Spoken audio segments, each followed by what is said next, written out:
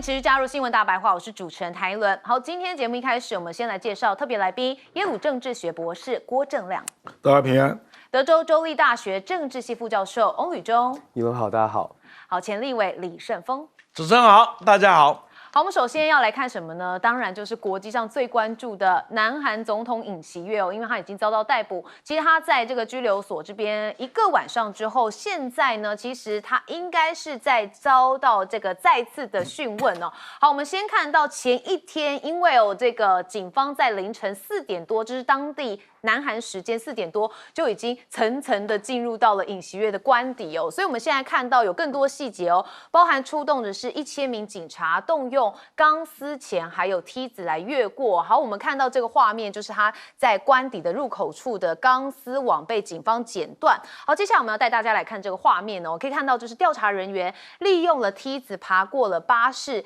前往总统尹锡悦官邸的入口哦，这个是比较特别而且比较新的画面。好，但是我们知道尹锡悦为什么会有这个官司缠身呢？因为他在去年12月3号短暂的宣布戒严，43天之后成为这个南韩第1名被捕的在位总统。那在这个被逮捕之后，他就送到了看守所来过夜哦。那过夜的时间呢，这个他其实在过夜之前被讯问了大概10个多小时的调查，他通通什么话都不说，所以行使缄默权，那不回答任何问题，拒绝侦讯过程录影，而且也向首尔中央地方的法院提出了居留合法性的审查申请哦。看得出来，他一直在对法律这边做攻防，毕竟他自己很懂法。好，那他也以健康为由，原本16号上午，就是今天上午要再向尹锡悦来问话，但是尹锡悦就以健康的情况来进行推迟，所以改在这个南韩时间的下午2点，台湾是下午1点之后来这个进行这个讨论。好，但是尹锡悦这边可能还是会继续保持沉默。那目前还没有最新的状况，我们会随时如果在这一节有的话，会带大家来掌握。好，但我们也看到现在尹锡悦被捕，他的夫人金建熙其实争议也很多，会不会在劫难逃啊？我们看到哦，其实南韩的戒严调查报告就有提到说，尹锡悦有讲到可以开枪抓人，而且对媒体断水断电，还有国会这里哦，好，就有尹锡悦的一段话说，还进不去吗？是在做什么？把门敲碎，进去里面把人拉出来，就算开枪也好，把门弄碎，然后去拉人，这是调查报告里头说他有讲过的话。好，但问题是这个尹锡悦进到了这个公调处，现在金建熙的心情如何呢？结果他被人拍到说，其实好像也没有特别的不开心，因为他在这个被拍到说他在花园里面遛狗啦。好，似乎看起来还蛮淡定的但是我们有看到说有大批的反对跟支持尹锡悦的民众，当时也有在现场，那也有反对尹锡悦的人提出说，你不是只要逮捕尹锡悦啊，金建熙有问题啊，也要立即逮捕金建熙哦。但因为金建熙确实在这个部分争议很多，那甚至也有传出说他曾经向知名的导演朴赞郁提说，要拍一部我的电影吗？好，就是说待在官邸的女士指金建熙就曾问过他，拍一部以我为主角的电影如何呢？哇，似乎看起来他真的对自己很有自信哦。好，韩国现在余波荡漾，现在尹锡悦被捕之后，支持跟反对弹劾的阵营，从总统官邸前一路较量到公调处的门外，对戒严事件的认知有很大的差距。好，但是朝鲜日报的社论也说，现在戒严其实政治的势力已经从党派变到了朝野之争哦，这是扩大成敌对跟暴力的恶性循环，冲突在全国各地上演，会分出这个你死我活之后，大家才会告终。所以这对南韩来说，并不是一件好事哦。况且你看哈，韩国戒严后来不是又发生一个空难，其实他们的失业率也是3年多来的最高水平。韩国12月失业率从2.7%升到3.7%，也是2021年6月以来的最高。那当然就业人数也比往年同期减少了5.2万人，是2021年2月以来首次的萎缩。所以这个现在又有司法争议，总统也不在位，都是代理的总统。然后呢，再加上这个有空难，又有失业率，经济情况也不好，所以这个韩国企业因为他们比较重财团嘛，好，这个围绕在美国关系的改善其实有14%认为其实跟美国关系认为要改善，那恶化的则是有40%所以显出说3个国家中其实是最为悲观的预期他们分别是跟中国、日本跟韩国的企业来进行对美的关系调查。好，但是问题就在美国现在没有在管他一定说日本跟韩国都是要拉紧紧，我们要同盟嘛。所以在尹锡悦被捕之后，白宫就称赞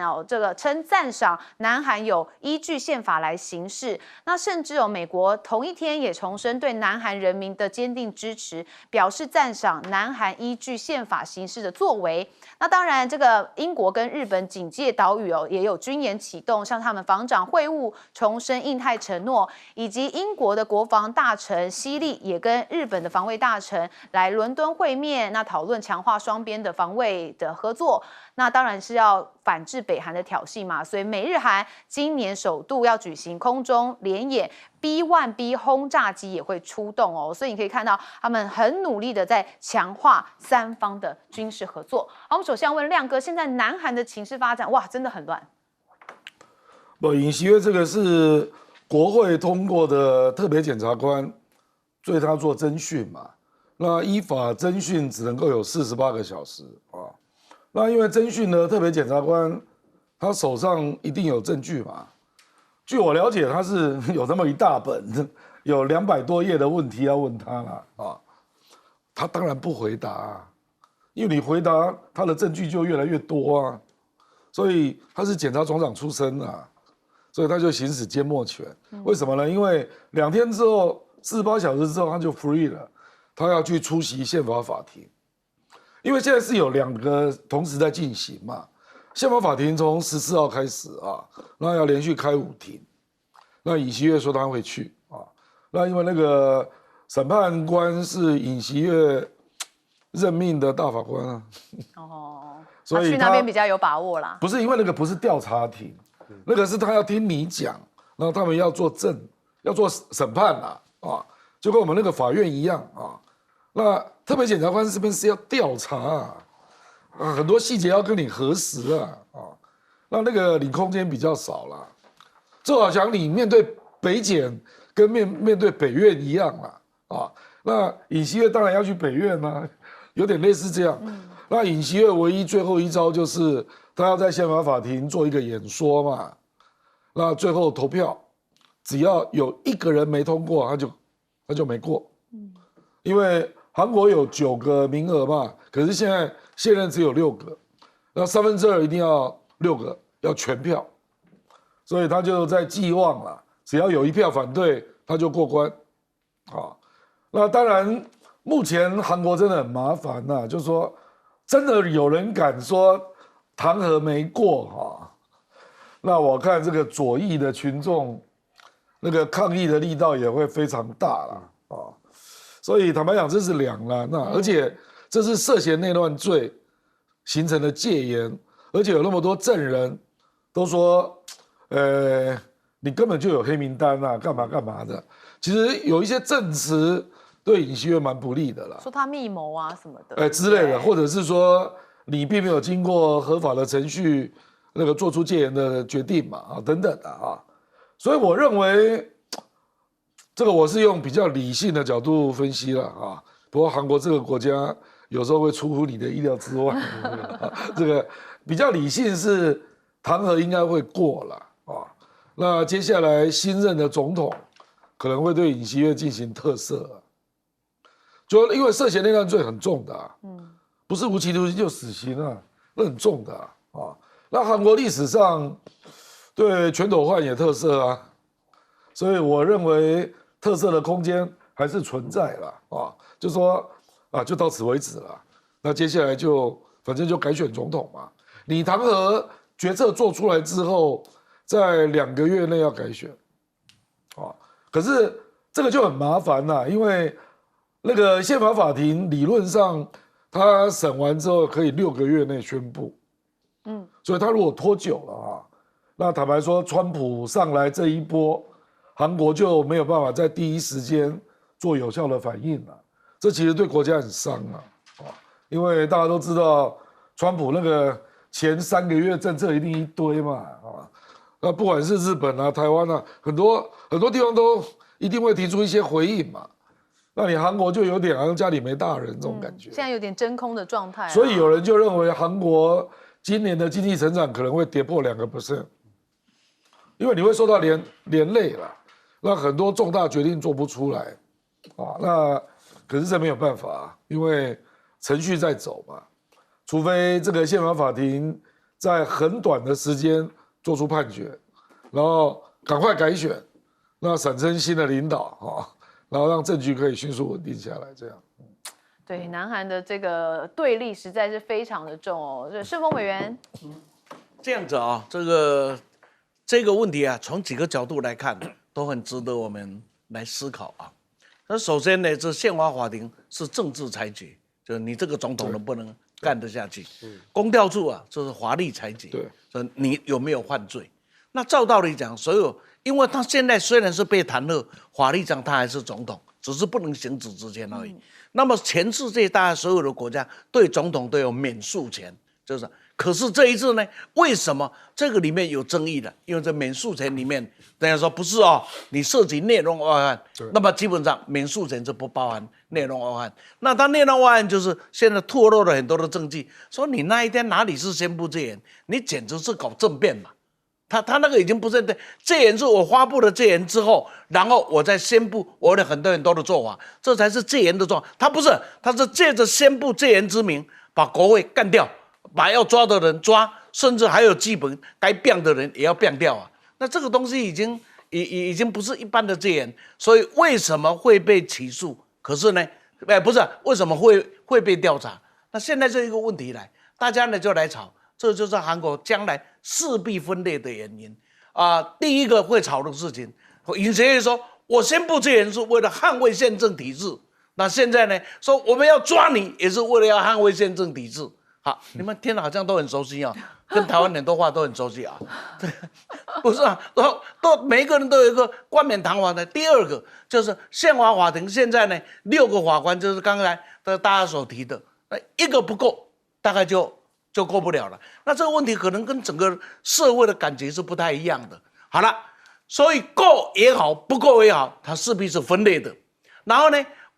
追诉也好，不追诉也好。在法律的认知上也是分裂的，所以这个国家分裂对立啊，大概已经因为这个事情，就从此这一把刀割下去啊，会不会好啊？那台湾话讲说，以后啊，我那比完转了，这个大概就是今天的韩国现在，而且可以预判它未来的命运了。那现在更麻烦的是什么事情？这美国跟韩国之间的关系。那比世界很多国家那个密切关系是不一样的，甚至国家的生存与否、安全与否跟美国是有绝对的一个相关。好了，从这样一个角度来看，现在正在空窗期，一个嘛在10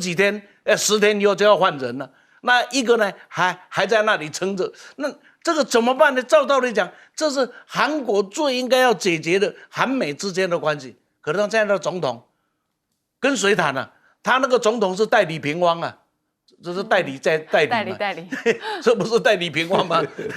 我讲的代理平汪总统，那代理平汪总统现在在韩国一点发言权都没有啊，他唯一的任务就是说，我还有一个总统活在那里啊，那可是这一个影响的这么重大的事情，他都不能做了，所以韩国的这个问题，在我看起来就子弹会飞到什么时候？第二个会飞到哪里去？真的你我都不知道。那么韩国啊，这个比尹锡悦这么一搞啊，会搞出一个什么样的状况啊？真的不知道。还有一个李在明，万一判刑有罪呢？就是谁敢说不会呢？这整个乱成一团啊。所以让子弹不是飞佛，让子弹不晓得乱飞，会飞到哪里去？好，所以台湾团结很重要，不能像韩国这样。好，但是因为韩国跟美国确实有个问题哦，就是协防。因为我有听到川普有讲过嘛，这个接下来我要收保护费啊，或什么什么，有讲一堆，或是我要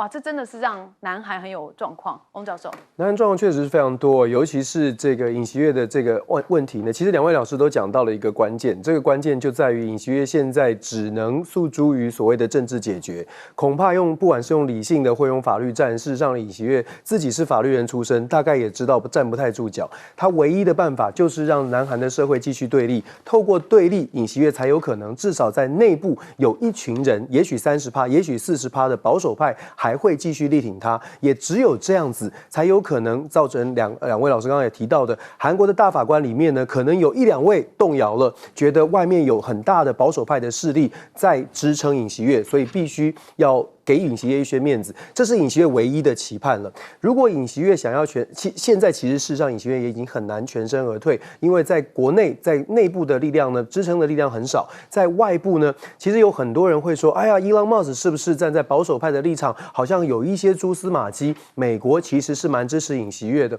我们必须说，过去这一段时间，尹锡悦的任期之内，因为尹锡悦站的立场是非常的亲美，所以让很多人觉得，哦，尹锡悦是不是得到了美国的完全支持？可是我们也在美国的回应当中看到了非常现实的部分，就是美国的官方已经正式的表态什么呢？强调的是支持韩国根据宪法来行事，也就是美国回归到民主体制是我们支持的，我们不是支持哪一个个人。相信川普执政一样也会遇到同样的问题。至于说川普上台之后，马上下个礼拜川普上台之后，是不是会采取一些动作来支撑尹锡悦？其实相对来说，南韩越乱，其实对于美国想要介入，或者是美国想要重新的来思考怎么样跟南韩来进行交涉，甚至是刚刚两位老师也讲到了，现在的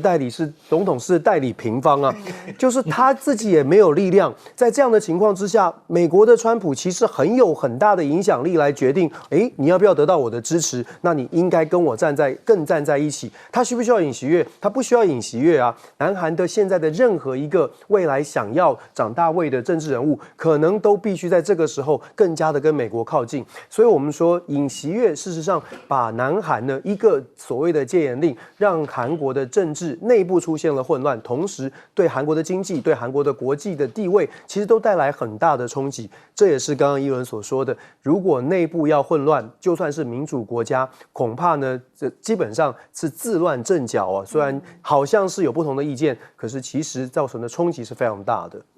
好，其实我个人认为哦，这个南韩总统尹锡悦他当初是说我们有点要抵制北韩嘛，所以发布这个戒严令。可他现在做的事情，我觉得反而可能让南韩是更混乱哦。好，我们接着还要来关注到的就是美国喽。美国这边其实也有一个地方很混乱哦，就是加州的洛杉矶。哇，这个野火烧不止哦，这个春风吹又生，野火的控制率是0哎。好，南加州有超过600万人现在面临了野火的威胁哦，因为还没有完全的扑灭。我们就看到这个史考特野火，它在爆发之后已经延烧了大约是2英亩的土地，出动直升机洒水，这火势还没有办法控制哦。那延烧的范围可能持续扩大。那 CNN 当然就有做一些分析哦，他们就发现说，草火的火势强度其实通常会低于森林大火，燃烧的时间短，但是蔓延的速度却是快很多，能迅速超出了消防资源的控制范围，可能也会延烧到比较靠近像是易燃野地的一个新建的住宅区，所以这个可能是因为这个状况，所以助长了火势。好，但是我们也要看到这张图，很特别，全部都是烧成一片废墟，只有这一个1977年出厂的兰福士韦根面包车，哇，它竟然没有被野火吞噬哎，所以连车主看到照片时都觉得真的是奇迹发生吼。好，那加州野火烧不停，保险公司啊赔得太惨了，这已经赔到200亿美金了吼。好，这个美国的野火保险损失是最高的金额，所以他们的股价也是大跌的。另外，我们看到这个是有一句成语，不叫做什么？什么趁火打劫？我觉得现在这个完全就是哦，很多人就是趁火打劫。怎么样打劫？一个就是低价的掠夺受灾户的房产。好，现在有开发商就趁机向急需现金的受灾户，以低价来收购他们遭到毁损的房产。那所以现在对不起，是加州的州长纽森就下令说，这掠夺的行为是违法的，只要抓到就会法办。好，但我们再看到的是帕利塞德的居民现在要起诉洛杉矶的水电局哦，那他们就说，其实他们对于这个火灾的准备是相当不足，才引发了这么大的灾难。但是这个洛杉矶水电局也说，这水库暂时被停用是为了满足饮用水的规范，而且供水的系统都有符合消防法规的要求。但是我觉得就是种种的环节导致了这一连串的错误。那现在洛杉矶野火其实因为它也有这个靠近这个 Hollywood 嘛，好，那因为奥斯卡这边有一个地方是在这个 Hollywood 这边举办的，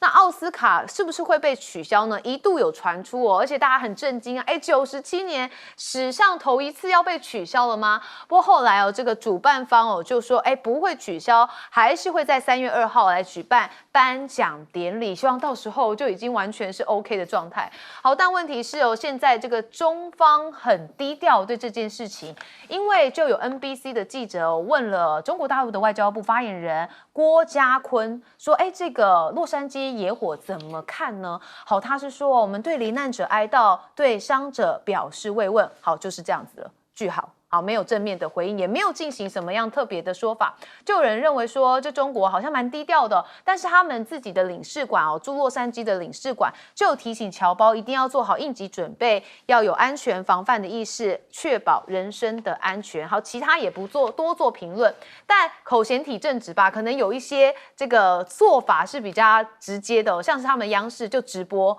这个加州野火狂烧，哇，一直直播，然后就有觉得说，好像比西藏的地震还要更重视所以就有分析说，这很明显就在唱衰美国嘛，这个美国就不爽，现在中国是有看戏的状态好，但我们也看到说，这个共和党的议员现在他们也是说，加州跟其他的民主执政州，如果想要获得了联邦援助的话，就必须为土地管理跟税制等不当的行为来做弥补。所以似乎看起来这个中国对于现在美国这民主党跟共和党的政争，可能是不想卷入所以就保持比较沉默，但是还是一直在直播。好，但我们看到加州州长纽森跟中国的关系比较好。那他在2023年的时候有曾经到中国来到比亚迪来试驾他们电动车。那这个2023年习近平有接见比尔盖茨嘛，所以现在中国政策是不是希望跟这个美国民间要来多多的进行交流？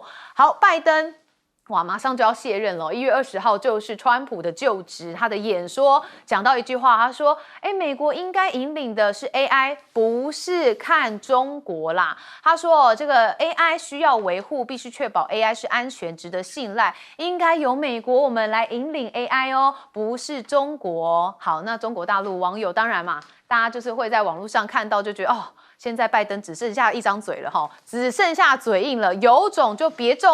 进晶片呐。好，那当然我们也看到现在川普的这个内阁人选，包含是国防部长候选人海格塞斯他也重申说，有鉴于北京快速的军事实力发展，五角大厦就要快速的努力加强印太地区的军事态势还有作战的能力那也包含是准中情局的局长雷克里夫也强调，要强化对中国的威胁关注要把它集中在中国，他认为这个是美国的最高国家安全威胁。那这个卢比欧就是准国务卿他则是说，中国借由压制、说谎、欺骗骇客入侵、窃取等等事情，然后获得了全球超大国的地位他说，我们一定要为他们让他们付出代价。好，那你可以看到这个川普真的是对中很仇恨每一个内阁都是在讲中国。好，但是问题就在这个 TikTok 大家其实很喜欢用，但现在要关了嘛。好，那你不用 TikTok， 我用小红书好了，我用小红书我们来看看这段影片。While lurking on Red Note, I found out about this car, and America is like free and fair trade for everyone, capitalism. We can't sell this car because it's Chinese. They sell it in pink. It's like $15,000, which is affordable, so affordable. Look at the inside. It has so many good features too. 好，涌入小红书之后就发现，人家的电动车性价比 CP 值很高，所以又引起了这美国人的不满哦。好，现在这个美中的情况，我们先请教亮哥。这个洛杉矶的，它主要是下礼拜那个 Santa Ana 那个怪风要进来对，就不知道它会扫哪一个方向。对，就是从那个犹他州，然后内华达这样扫进来洛杉矶啊。所以连那个 UCLA 都撤校啊，因为那个风真的没有把握会吹哪一边啊，所以现在其实原来烧的那个部分大概都烧差不多了啦，没东西烧了，比如说 Eaton 啊 Palisade 大概都烧的差不多了，现在是说有新烧的部分，可是面积没有那么大，那现在在怕的是下礼拜，因为下礼拜那个焚风如果很强，可能又会烧成一片。那可是目前已经看到军方介入了啦，我已经看到那个大型的那个洒水的飞机开始出现了啊，这个真的相当离谱，因为1月7号就起火了，而这个飞机1月13号才介入，这个我觉得我觉得可能有些不是人为的问题，而是制度的问题。比如说你可以看到那个亚洲国家啊，包括大陆、台湾、日本、韩国。这种规模的火灾，第一时间军方就介入了啦，对不对？那美国可能还要算账，比如说你要联邦军队介入，对不对？那这个钱谁出？可能有这种问题哦，我跟你讲，所以我觉得那个 Newsom 可能就觉得我干嘛请联邦政府介入，我自己来处理啊。我觉得他可能低估了这个灾情的严重程度啦，或者是不想跟联邦扯上关系啦。我觉得可能有这种制度上的问题啦。那有一些可能就是洛杉矶市自己做决定，也不是州在做决定。可是这个市长真的相当离谱了啊！去年12月本来有一个消防设备的检查，他临时取消嘛，那预算砍掉1780万，这大家都知道啊。那反正就是发生了一些奇奇怪怪的决策啦，然后。断崖区那个 Palisade 那个水库没水，好几个月都没有人认为是严重的事啊，所以该怎么说呢？一连串的错误，一连串的错误，而且都集中在一个地方，这样，好像一次爆开，业力引爆。你可以这样说啦，karma 啊，那可是现在知道这个很大啊，所以军方有介入啊，所以现在就是怕那个风啊。不可控啊！那奥斯卡3月2号才举行，我认为不至于停办啦，不至于啦。奥斯卡有规定一定要在加州吗？有演艺学院在加州，过往都是这样。这样是。但因为还没有烧到那里啦，其实还是可以啦。我觉得这个你也不能够怪央视在播加州野火啦，全世界都在播啦。这个是巨大的灾难，而且加州是多富的州啊，加州的 GDP 是3.6兆美元，仅次于美中日德，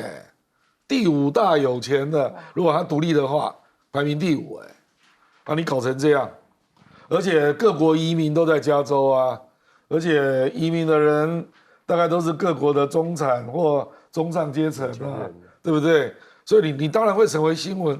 好莱坞被烧，这新闻多大，拜托。所以我觉得这个不是说，大陆特别去报道你了啊。其实我看 T 台也报道蛮多的，我们关注嘛，因为大家对啊，大家关心嘛。对，因为这火烧的真很大，而且台湾有很多亲戚朋友也在加州啊，是啊，所以大家都会关心啊，就这样了。好，我们接下来要请问是顺丰委员，是这样子啊，这个我看这场大火，我的感受很深，这个不是第一次发生，这是几乎这10几年来年年发生，而且越来越严重。那我们从来看看长江的水患也是几十年，面对长江的水患，一年的改善，所以现在长江水患几乎是可以被控制。好，日本是一个天灾很严重的国家，地震跟这个台风啊，那日本在防灾的部分，它做了多少的投入，让受损可以降到最低的程度。那假如我们从这个角度来看，加州这20年来面对每年会产生的山火，请问他们做了什么？反正烧了就烧了，烧了就没事嘛，烧完了就算了。这个没有想到这次烧了，简直看不到明天该怎么办了。换言之，站在一个治理的角度，政府跟人民之间的关系，面对这个必然来的是人民没有力量去防治，必须要政府用力来做的。长江的水患可以逐年到现在是可控的，黄河的水患是可控的，日本的最难掌握的地震也发现可以把它降到最低的程度。那唯独美国的山火也好，我们来看看它上一次的这个东岸的飓风，每一次飓风来就造成不可收拾的后果，然后救灾一塌糊涂。我可以讲了，这些防灾救灾，东方的国家比美国强太多，好太多了。那为什么他们不去做这些事？很简单，可能要做事先的隔离带，这个有环保的问题。可能要去挖湖，要去北水南调，这个也有环保的问题。那可能呢，要在这个森林的四周开始去储备很多，万一发生火灾，必须要储备的东西，这个也不行，这破坏了天然的美景，是不是这样子？我不知道。但是以加州这种白走的性格我看不，这个应该是非常非常的接近了。所以美国到了这个事情，影响国计民生的水跟电。在美国有什么特点？就私有化、区块化，所以它发生的问题，它没有办法全盘，就是全加州一盘棋，全美国一盘棋，全力救助来在这个危险，这好像变成洛杉矶跟加州的事，那其他人好像没事这样子一个隔岸观火，这身上好像没现在。而且，即使他们要全部救助，也不知道该怎么办。这个就是今天美国制度上已经造成了他面对灾难是很危险的。是翁教授，是确实就像盛峰委员刚刚讲到的，美国联邦制嘛，联邦制基本上各地就是各地为王，所以纽森的态度，刚刚亮哥也讲了，纽森的态度是一开始觉得他自己可以处理，后来发现不行。事实上，我们讲看加州的野火，真的最近这几年每年都发生，也确实如同我们放眼全世界各国，事实上每个国家的遇到的天灾都是尽可能的一次发生之后学到教训往下走。可是加州这几年其实并没有变得比较好，所以老实说，这当然有天灾的成分，但是真的没有人祸吗？其实很明显的是有人祸的，甚至是有政治的操作。现在消息出来之后，我们可以看到，我刚刚从美国回来，其实在美国的媒体很有趣，就是偏向民主党的媒体呢，会主要的报道的方向在于这是一场天灾，不得了了，焚风，这是挡不住的，谁都一样。共和党的媒体呢，强调的这就是一场人祸，这就是人祸，就是因为政府，就是因为政治人物无能，民主党无能，没有办法改变这些事情，所以天灾人祸其实都有它的成分在。可是可怜的是加州，我们知道美国资本主义社会，所有的火灾发生了，基本上以前大家的实际的想法就是有保险公司理赔。可是过去这几年，因为加州的大火太多了，保险公司纷纷退出，或者是提高保费，或者是不赔100%，就赔部分，现在越赔越少，所以才导致大家的民怨不断的上升。连民主党自己人呢，在加州都不愿意继续支持民主党，因为有太多的情况是政府的政策完全没有办法符合加州人民的需要。所以呢，也不要怪别人说好像共和党有一些，包括川普，有人说他很夸张的讲法。可是遇到这种事情，尤其在这种时代，难道这些事情不值得关注？而且怎么可能不拿来做政治操作？因为你真的有做不好的地方。那至于说整个刚刚我们也讲到了，美国的新政府呢，好像看起来很鹰派。我很快的说，鹰派的这些说法呢，我们在解读的时候会说对中鹰派，可是别忘了，对中鹰派他对内也有争取预算的原因啊。他必须要强调的是，我们有一个敌人。美国从冷战时期开始，常常就是必须要塑造一个敌人，否则国内的国会议员干嘛要给你预算呢？就是因为有一个敌人，从俄罗斯，从以前的苏联到现在的中国，一定要有敌人，才有办法真的让国会议员愿意掏钱。甚至在去年年底的时候，中国的军力报告也特别的把2027年会攻台变成时间延长。为什么？因为如果不延长的话，国会议员会说，那我现在不用，来不及啦，我不用给钱了。所以很多的策略，当我们在看表象看到的对中鹰派，其实更多也必须要知美国政治人物在考虑的是什么？真的是看别的国家吗？恐怕看的更多的是我到底能不能拿到钱。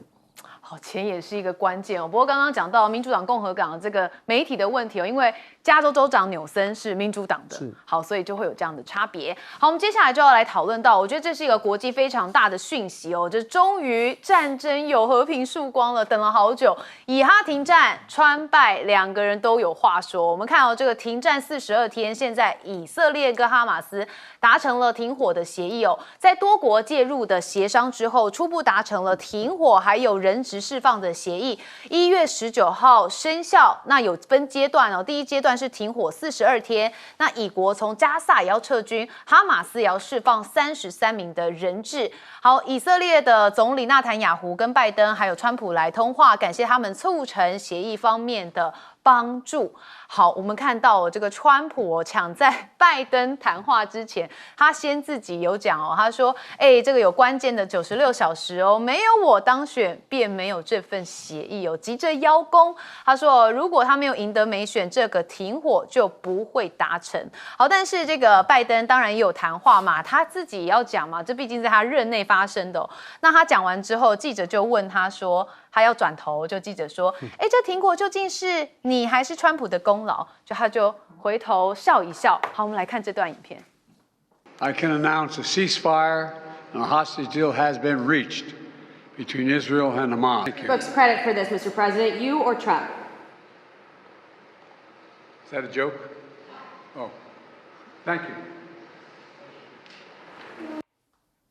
好，这个是玩笑话吗？这个语气带点有点不太开心吧。好，当然也要看到，当然以哈停战是一件好事，问题就是乌克兰跟俄罗斯的战争已经快3年了。那现在还看得到停战的曙光吗？因为川普不是说他上任的24小时之内要来进行停战吗？但是现在好像说要延到100日哦，这有点破功吗？好，泽伦斯基也说，俄罗斯对乌克兰发动大规模空袭，而且目标就是乌克兰的能源部门哦。说俄罗斯出动了70多架攻击无人机，包含40多枚的飞弹。那乌克兰国家的电网营运商也宣布7个州要紧急停电，包含的就是乌东的顿内茨克州。那现在乌克兰就前线就拉警报啊，因为他们看到说，这个富比士杂志也提到报道到乌克兰的军队，就是陆军第155机械化旅在前线是整个溃散的，而且让基辅当局蛮震惊的哦。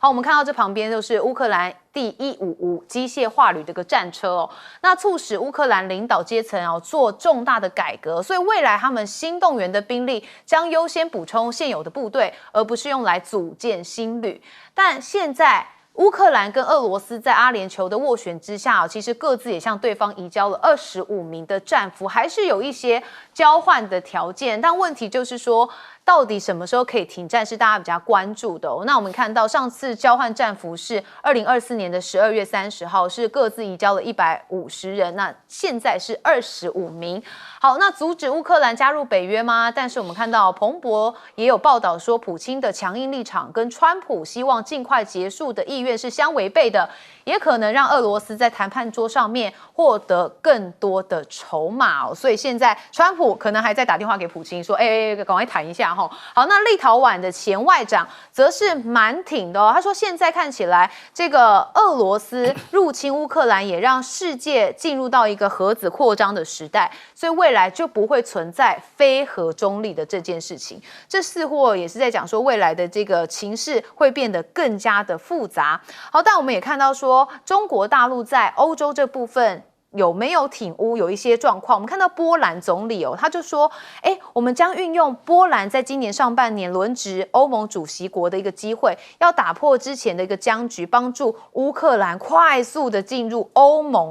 哇，这个说法会不会也被修理啊？这个波兰的总理有这样的说法。好，但是德国呢，已经连续经济上面2年都是衰退的。我们看到它面临一个完美风暴，包含高昂的这个能源成本跟这个工业带来的冲击，那还有中国等主要出口的一个市场需求的疲软，还有熟练劳动力短缺的一个结构性问题。所以现在欧洲的经济，中国大陆是扮演一个关键角色呢。那因为德国经济一直被认为说是出口冠军啊，怎么现在看起来有点像是欧洲病夫了？逐渐的失去了一个国际的竞争力。还有我们也看到说，这欧盟理事长主席也有跟习近平来通话，这叫科斯达，他在14号跟习近平有通过电话，明确的表达欧盟的2大关切。那第一个是中国不公平的经贸行为，还有北京成俄罗斯一个关键的一个状况。那习近平在这个中欧的经济当然有一些共生的关系，还有剑指中国，欧盟要求成员国检讨高科技对外的一个投资案。好，所以看到现在以哈停战了，亮哥很棒哦，终于。没有了，这个只有第一阶段停战，它有期限的，它有期限，还是有一个最好的开始。我坦白讲，川普的吹牛是对的啦，就是因为他当选了啊。为什么呢？因为哈马斯认为川普会派美军直接打啊，所以你哈马斯不让步，你接下来就轮到美国跟以色列联手跟你打，你受得了吗？所以我坦白讲，主要是因为川普当选了，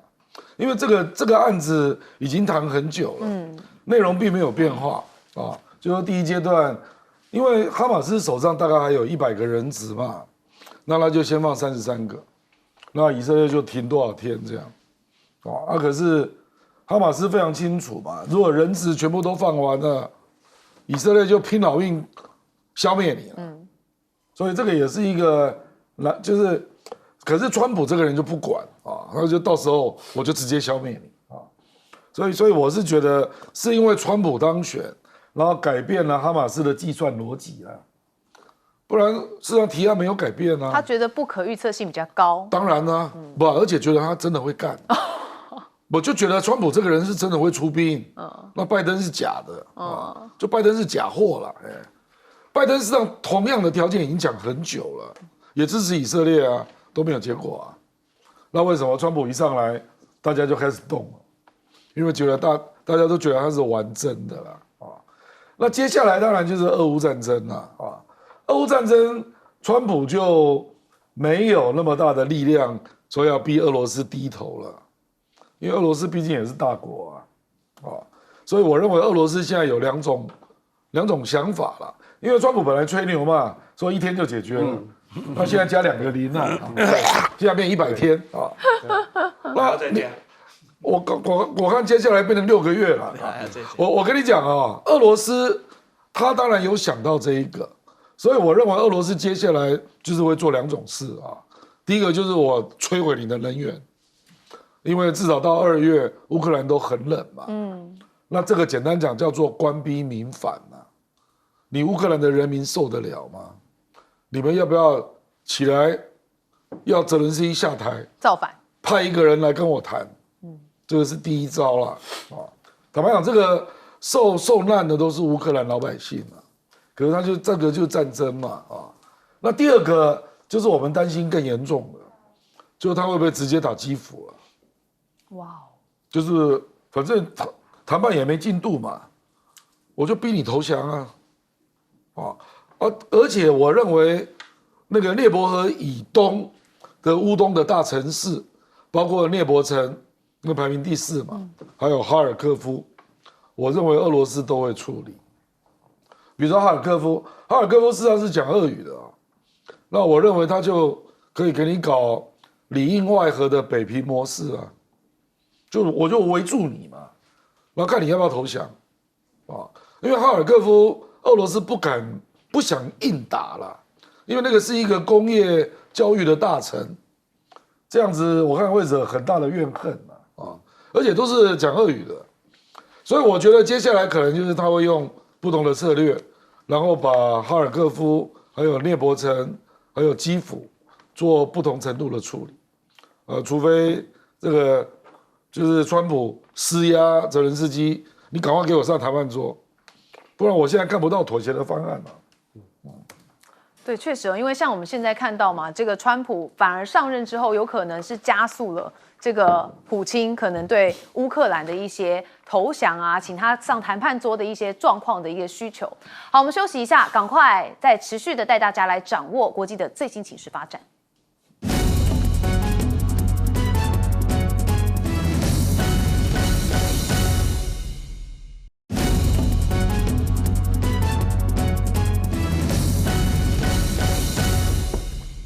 好，以哈有一个停战的曙光了，但是乌俄战争呢？哇，这打没完，人民很辛苦。我们问顺丰委员，这场战争，事实上结局都已经知道了，只是停止点是在什么时候？现在只是看俄国人到底要得到的是多少，然后呢，乌克兰要失去的是多少？现在你不发现乌克兰不会反攻成功嘛？这个大概已经是定案了嘛？那俄罗斯也不会仓皇的撤军嘛，都不会嘛。在既有的情况上，很可能以内伯河为界啊，将会分成东乌克兰跟西乌克兰这种命运，我认为发生的几率啊会非常的高，而且以内伯河作为一个自然的分界线呢，可能也是一个比较安全的一个部分。那至于乌克兰日思夜想进北约了，我看是不会发生。不管现在将来听田太先生说20年、30年，只要有这一题，俄罗斯是不会同意的。乌克兰在这一场的战争里面已经没有太多的发言权，就是说被逼啊，要慢慢被逼走上了谈判桌。那现在美国还会支持多少？现在看得出来，北约的欧洲的这些国家、西欧这些国家，还有多少力量可以支撑的这个乌克兰到多少？这个东西是充满了问号啊！所以在这一场情境里面，我们最简单的结论说，结局已经看得出来了，只是什么时候可以结束？那问题就来了，拖得越久，对谁越不利？对乌克兰人民越不利。就这么简单，拖得越久，乌克兰不会得到的越多，但人民呢，痛苦啊会越大。那么，假如大家都还有点苍生为念呢，真的想一想，悲惨的就是被耍弄、被戏弄的人民。好，战争真的是人民最佳辛苦啦。好，我们休息一下，持续回来。